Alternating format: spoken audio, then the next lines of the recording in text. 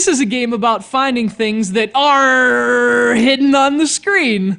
You see, because it's a hidden object game with pirates, you know, pirates like to say screen. It's Spirit of Wandering, the legend.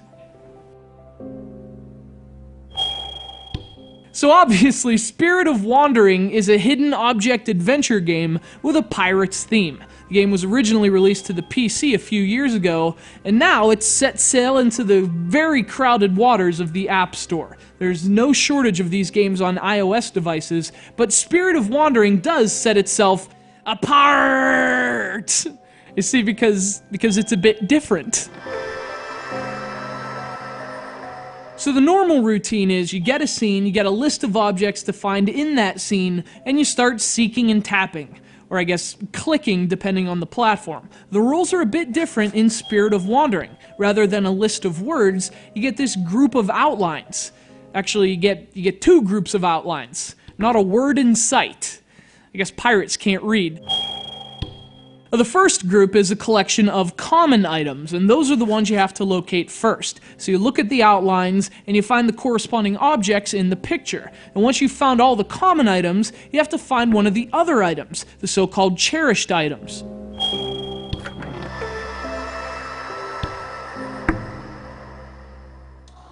Now, these work the same way. You get an outline, you find the item, but in this case, the process includes this magic lens that somehow catches fire when it's held above your target. And once you find it, you'll get a new group of common items, and you repeat the process until you've found all the cherished items.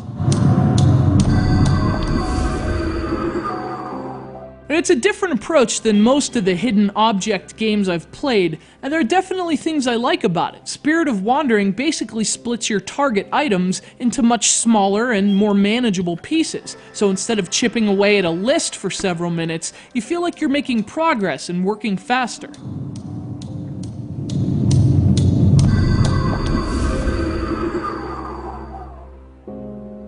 What I don't like is that the cherished items are sort of anticlimactic. You might think they're going to be really well hidden and harder to find, but they're not any different than the normal items. And in fact, they're actually a lot easier to find because of the giant flaming lens that pulls a Navi on you and says, "Hey, listen! Fire!"